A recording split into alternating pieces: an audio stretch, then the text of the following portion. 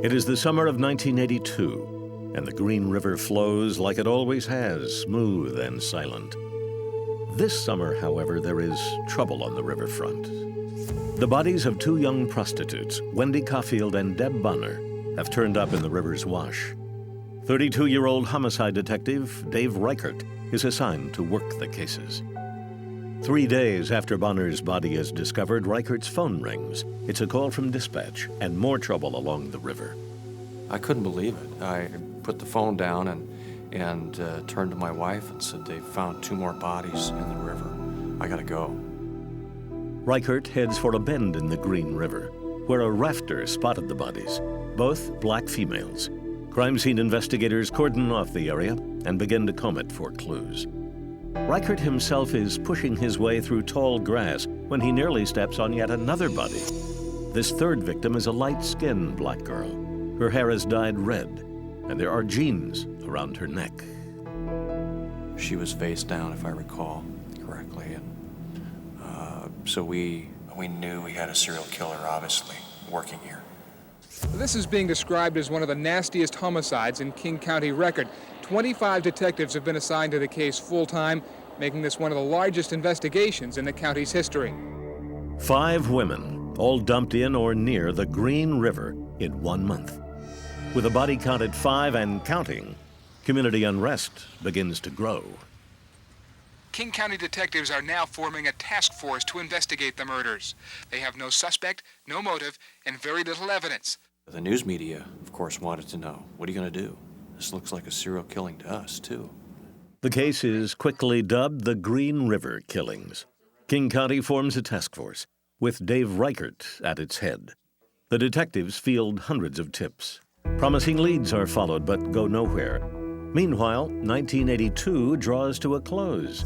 No new bodies surface in the Green River, and people begin to believe the killing season is past.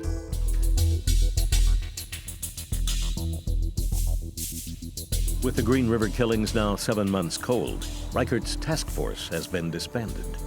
The public has all but forgotten the murders. With nowhere else to turn, Reichert stops by the office of a friend who also happens to be one of the foremost criminal investigators in the country, a man named Bob Keppel.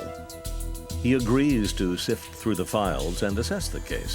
What Keppel finds is a large investigation with a lot of holes in it. They really didn't have a dedicated methodology to approaching pimps and prostitutes about gaining information from them. Keppel introduces new protocols to organize, classify, and assess information developed in the field. Keppel also tells Reichert the Green River Killer is not finished killing and had most likely never stopped. The error made by investigators, focusing their efforts on the river itself and assuming all of the victims would be dumped there. In the summer and fall of 1983, bodies of young women litter the King County countryside. Behind a baseball field, 1 body is discovered. South of the airport, 3 more. By the end of 1983, 14 bodies in all, with 23 more women missing and presumed dead. Most of the victims fit the same profile: prostitutes and runaways, taken off the streets. The latest additions to the list only serve as a reminder that somewhere in our midst is a cold-blooded killer. It seemed like we were getting further and further behind him because as we discovered the bodies, recovered the bodies, identified the bodies, we are now months and years behind him. A second task force is formed with Reichert again in the lead. But that just seems to goad the Green River Killer into fresh bloodshed. In 1984, 14 more bodies are discovered, 4 in an area near Star Lake, used by the killer as his personal graveyard. On Monday, the Green River Task Force completed a 3-day search of a wooded area near Star Lake. 4 skeletons were found, bringing the Green River death toll to 20.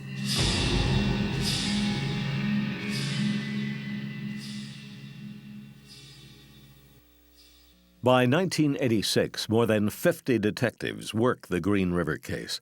The FBI has weighed in with a profile of the killer, a white male, loner, in his mid-30s. The break in the case, however, will come from old-fashioned police work. 2 rank-and-file detectives, Randy Mullinex and Matt Haney, pour through the old files and begin to make some connections between Green River victims and a local truck painter named Gary Leon Ridgeway. And we could directly connect him with several victims, and the deeper we looked, the more the connections were being made. On April 8, 1987, detectives take bodily fluid samples from Ridgeway and conduct a search of his house and truck.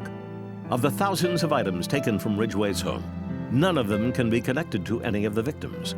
Gary Ridgeway is never arrested, and the investigation once again goes cold. As time dragged on, there was a sense of disappointment, still looking for that critical piece that you needed to make the arrest and get the conviction. With no arrests in the offing, county officials balk at the millions of dollars being spent on the case and slowly begin to shut the investigation down.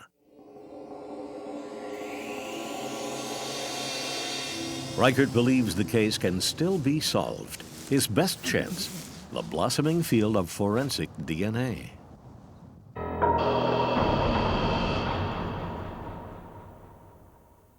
Bev Himmick is a DNA analyst at the State Crime Lab in Seattle.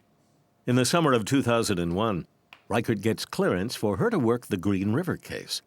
Using a new technique known as short tandem repeat, or STR DNA testing, Himmick does what no one before her could. She harvests a genetic profile of the Green River killer. It was really exciting. We knew that we've got good potential here to get some information. This is going to happen this time. In 1987, Ridgeway provided police with a DNA sample by chewing on a piece of gauze. Himmick pulls out the gauze and goes to work. I analyzed the gauze that was chewed on from him. That was collected in the 80s, and there was a match. Within a week, Himmick links Gary Ridgeway to 3 more victims. Detective Tom Jensen hand carries the DNA report to Sheriff Reichert's office. He pulls out this envelope, and he hands it to me, and he says, "His mugshot's in here." And I said, "Tom, I don't even need to open that. It's Gary Ridgeway." On November 30th, 2001, 2 detectives confront Ridgeway as he leaves work. I walked over and they said, "Mr. Ridgeway," he said, "yes, you're under arrest for the murders of 4 women connected to the Green River case." And his reply pretty much was, "Oh, okay." After 14 stalled years, all of a sudden the Green River killer case is revived. Ridgeway's lawyers have a sit-down with their client and explain the facts of life in a murder case. If Ridgeway goes to trial, he will probably lose and earn a place on death row. And at that point, Gary broke down and started to cry and said, well, maybe he should start cooperating.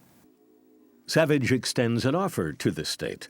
His client will take police to the dump sites of women still missing, if he can avoid the death penalty. The prosecutor's initial reaction is predictable. No. How could I ever consider setting aside the death penalty? Over the next 3 weeks, Malang wrestles with the idea of a plea for Ridgeway and finally concludes that seeking answers for the families is the right thing to do. On June 13th, 2003, the deal is signed.